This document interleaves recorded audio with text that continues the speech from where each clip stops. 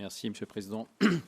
Chers collègues, nous avons, comme tous les ans, apporté un regard rétrospectif sur l'exécution des choix budgétaires que vous avez pris lors du vote du budget primitif l'an dernier.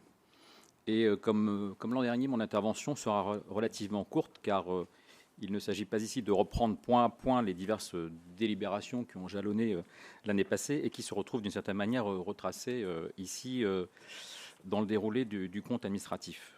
Nos critiques sur l'insuffisance de l'engagement du département pour une meilleure prise en compte des publics les plus fragilisés, nos divergences également sur les réponses qui lui peuvent être apportées, vous les connaissez, donc je ne vais pas y revenir. Et pour aller vite, je crois qu'on peut rapidement tirer 3 enseignements de ce compte administratif. Le premier enseignement, c'est celui des effets du nouveau mode de financement des collectivités locales.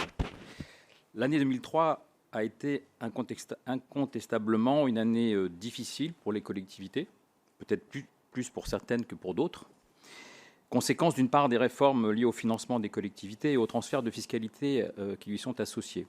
Et d'autre part, à cause de la situation économique générale, faite d'inflation, vous l'avez rappelé tout à l'heure, de hausse de taux d'intérêt, avec un impact extrêmement fort sur le marché immobilier, tant sur la construction que sur les transactions, dans un environnement spécifique, notamment dans nos départements, où la spéculation continue de régner en maître.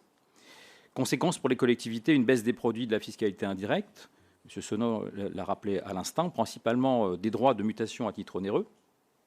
Le département n'y a certes pas échappé, puisque les recettes encaissées sur ces droits d'enregistrement ont fortement baissé, bien qu'elles restent à un niveau que beaucoup de départements apprécieraient, puisqu'elles représentent encore près de 505 millions d'euros pour notre collectivité.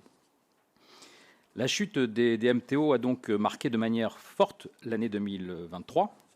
C'est à l'évidence une difficulté très certainement conjoncturelle, mais qui sera, on l'imagine, assez vite épongée dès la reprise du marché immobilier qui est structurellement très dynamique dans les Hauts-de-Seine, surtout si rien ne change dans la stratégie que vous continuerez sans doute de conduire.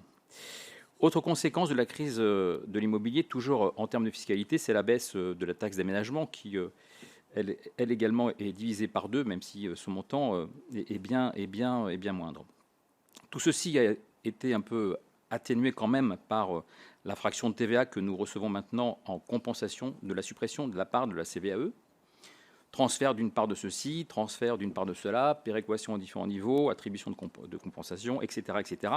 La complexité de toute cette tuyauterie du financement de la collectivité est malheureusement bien peu lisible pour le citoyen.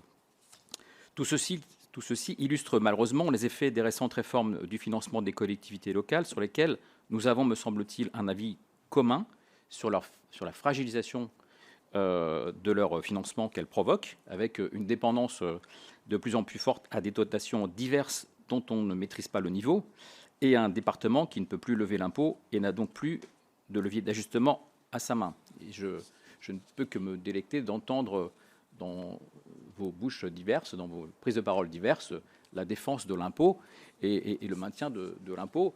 Ce fut dans un autre contexte des propos un peu différents qu'on entendait sur ce volet-là.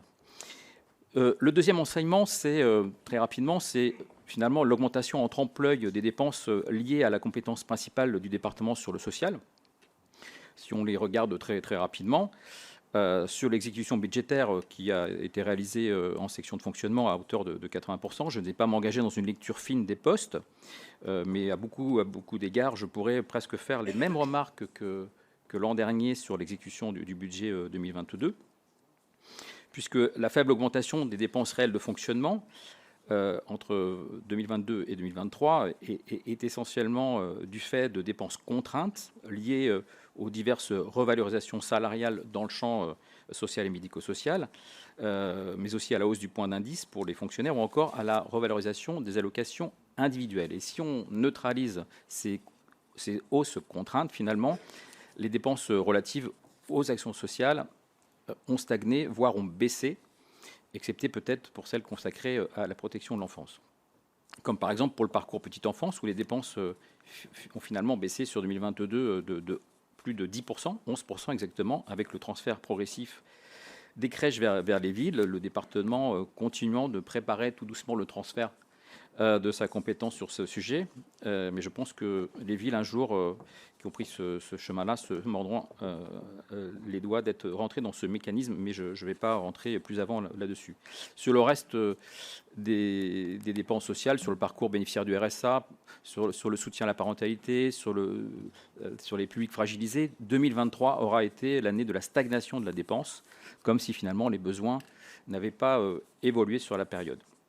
Sur la protection de l'enfance, néanmoins, je salue, je l'avais fait déjà au BP l'an dernier, je salue l'effort qui a été poursuivi pour l'hébergement, notamment à destination des familles d'accueil et des établissements départementaux.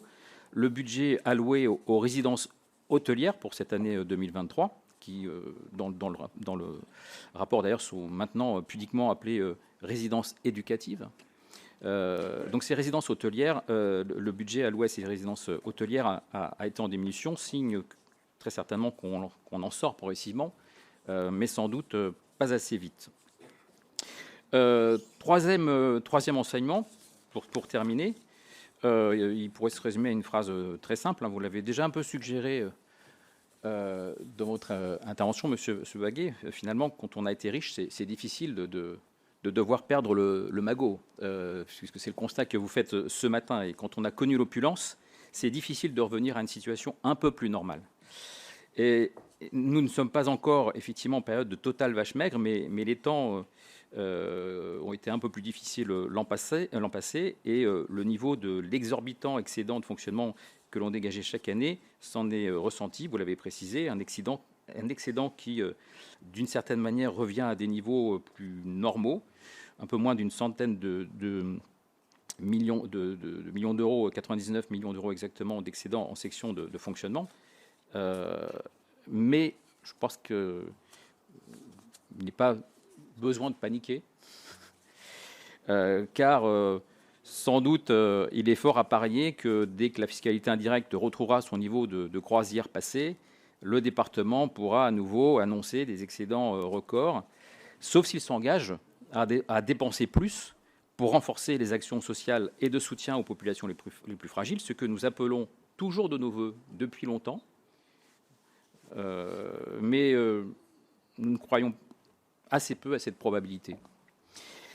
L'année 2022 se termine donc avec un excédent de fonctionnement annuel certes moins important, mais il faut y ajouter à ce résultat les excédents antérieurs cumulés de 409 millions, qui les portent donc à 500 et quelques millions d'euros, que vous l'avez précisé, monsieur Baguet, ce qui laisse de quoi couvrir largement le déficit en investissement et conserver in fine 116 millions d'euros d'excédents libres d'affectation pour l'an prochain. Cette évolution appellera tout à l'heure une proposition de mobilisation d'un emprunt d'équilibre. Emprunter pour investir, ce n'est pas une difficulté. D'ailleurs, quand on emprunte, c'est pour investir. Ce n'est pas une mauvaise chose en soi. Surtout que dans cette enceinte, nous avons été, vous l'avez rappelé, Monsieur Baguet, très nombreux à vous inviter à prendre ce chemin et à mobiliser cet emprunt pour notamment dégager plus de ressources en fonctionnement et satisfaire des besoins des alto-séquanais de manière plus importante. Tout cela, bien sûr, dans un contexte où les taux étaient, ce qu'ils ne sont pas aujourd'hui, un temps où les taux étaient ridiculement bas, donc sans impact financier très important. Le contexte actuel sera très certainement un peu différent. Je vous remercie.